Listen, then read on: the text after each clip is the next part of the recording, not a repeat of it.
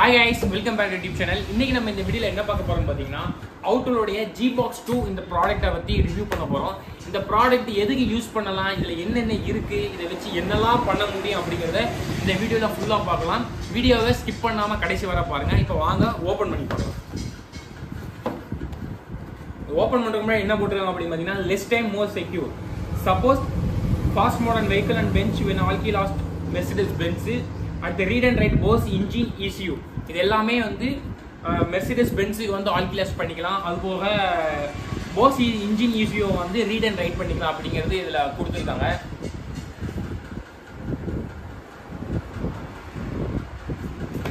இப்போ இந்த இதை வந்து நம்ம அன்பாக்ஸ் பண்ணலாம்.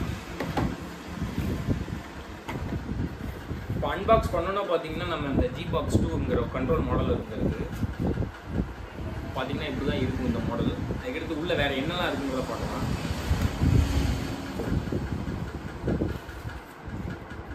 ஒரு யூசர் மேனுவல் இருக்கு.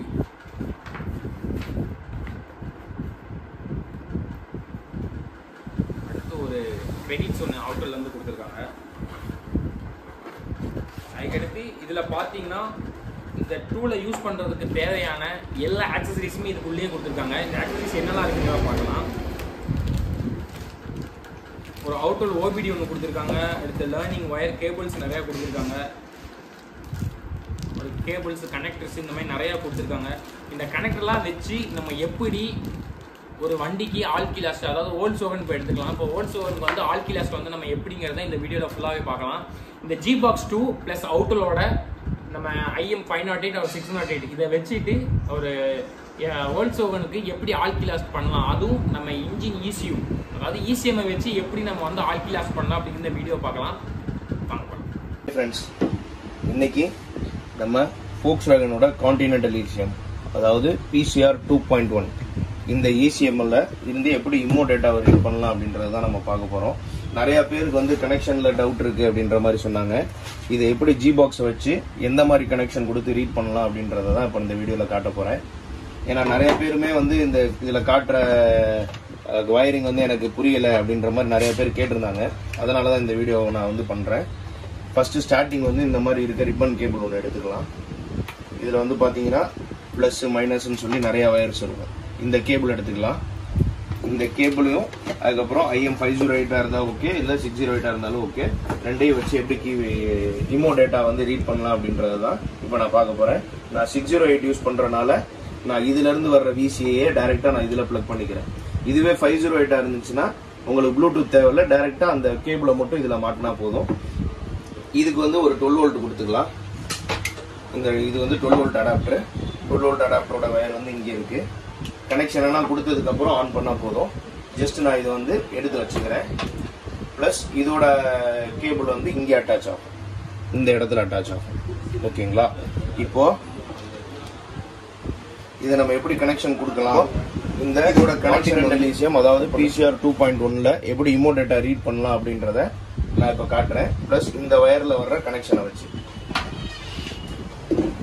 இந்த கனெக்ஷன் வந்து எங்க இருக்கு அப்படின்றத பாக்குறதுக்கு ஃபர்ஸ்ட் நம்ம அவுட்டல் ஆன் பண்ணிக்கலாம். அவுட்டல் ஆன் பண்ணிட்டு இதுல என்ன பண்ணலாம், இம்மோல போயிடலாம். இம்மோல போயிட்டு ஒரு நிமிஷம் நான் ஃப்ரம் இந்த பிகினிங்ல இருந்து காட்டினா உங்களுக்கு ஈஸியா புரியும்.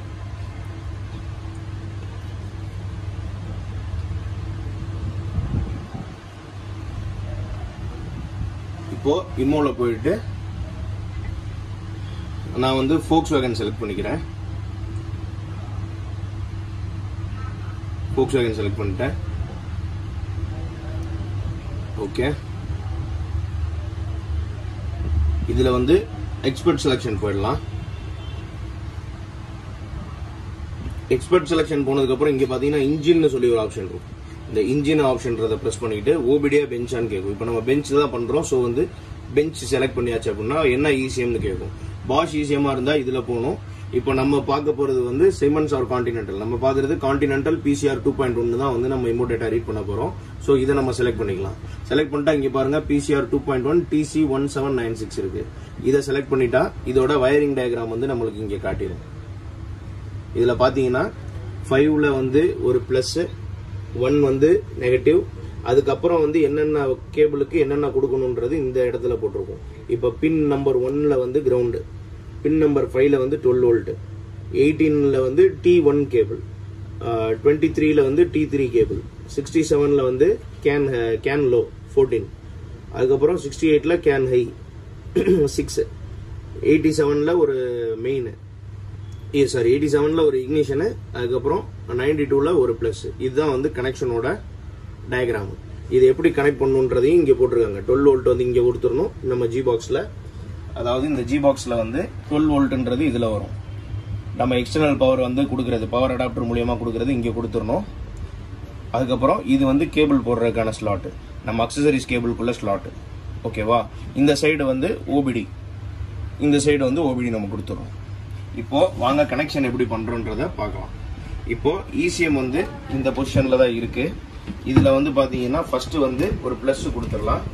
அது வந்து எந்த வயர் அப்படின்னா, இப்போ பாருங்க, இதுல வந்து மொத்தமா ஒரு வயர் இருக்கும், மொத்தமா ஒரு பிளஸ் இருக்கும். அதுல இருந்து ஒரு 3 வயர் வந்து தனியா வந்திருக்கும். ஏன்னா இந்த சாக்கெட் வந்து இந்த பெரிய பின்ல வந்து இந்த சாக்கெட் தான் வந்து அடாப்ட் ஆகும்.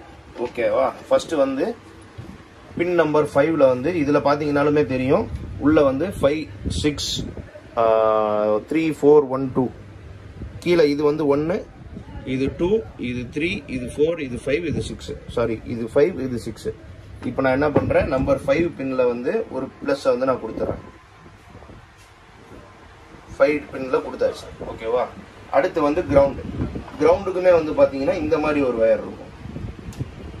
கிரவுண்டுக்குமே இந்த மாதிரி வயர் இருக்கும். இதுல வந்து போட்டிருக்கோம் GND அப்படின்னு போட்டிருக்கிறது வந்து கிரவுண்டு. இந்த GND போட்டிருக்குங்களா, இது வந்து கிரவுண்டு. நான் என்ன பண்றேன், கிரவுண்ட் வந்து நம்பர் 1 பின்ல கொடுத்துடலாம்.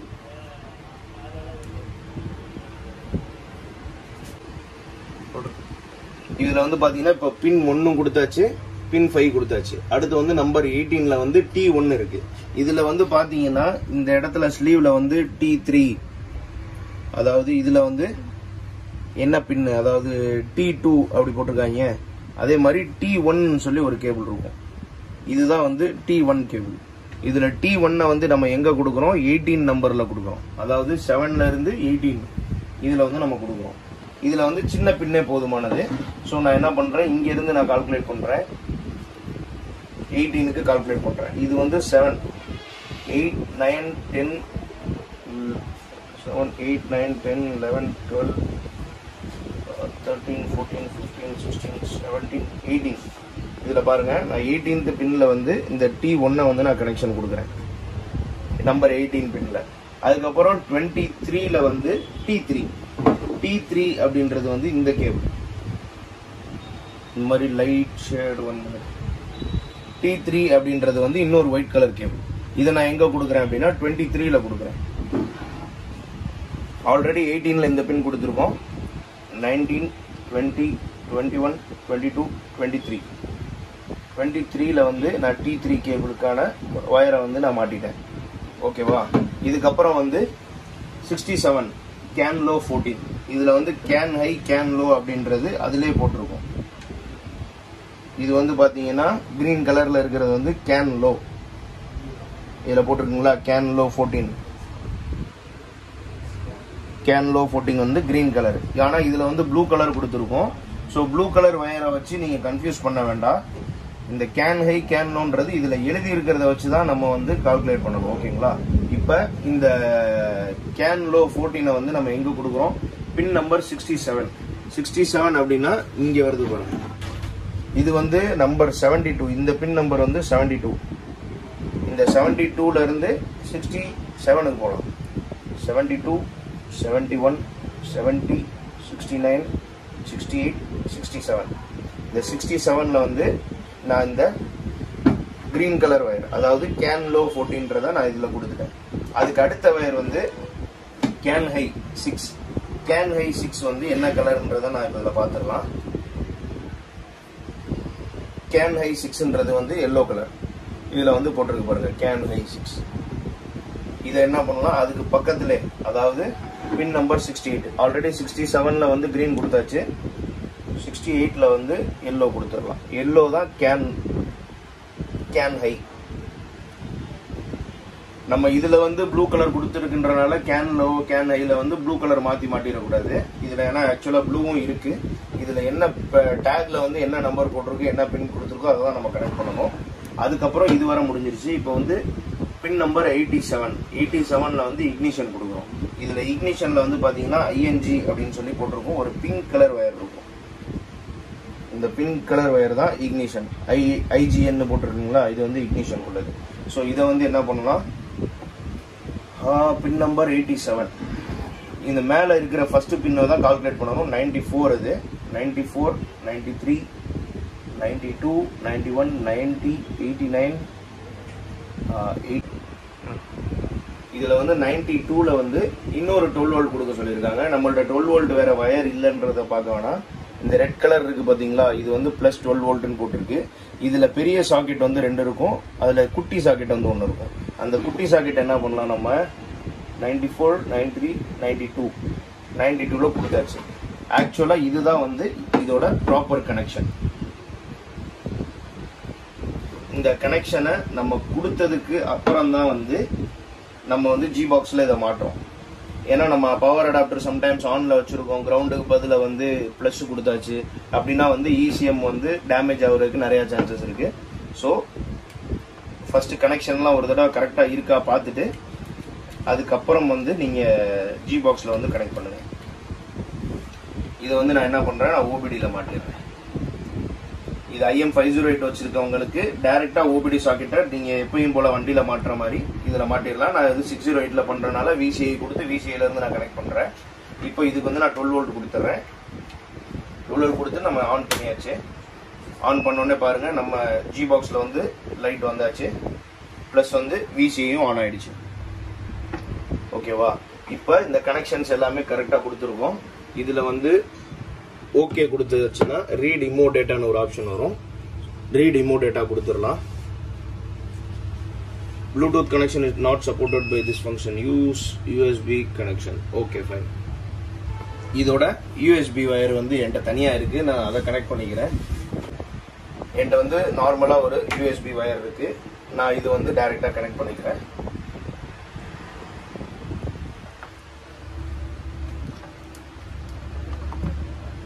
USB வயரை நான் இங்க கொடுத்துறேன். இப்போ USB கனெக்ட் ஆயிடுச்சு. இதுல என்ன பண்றேன், நான் இப்போ டைரக்டா ரீட் இமோ டேட்டா ஆப்ஷன் கொடுக்குறேன்.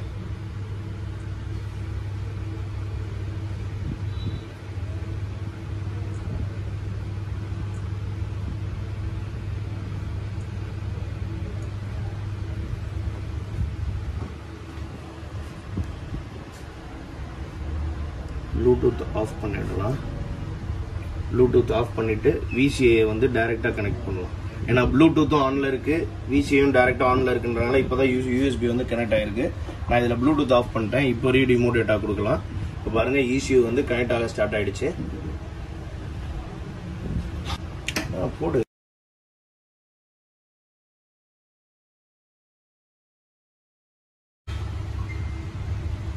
இப்போ பாருங்க நம்மளோட இமோ டேட்டா வந்து ரீட் ஆயிடுச்சு. To you want to save the data கேக்குது, நான் எஸ் கொடுத்துட்றேன். எஸ் கொடுத்துட்டு PCRோட EEPROMோட இதை வந்து நம்ம சேவ் பண்ணிடலாம்.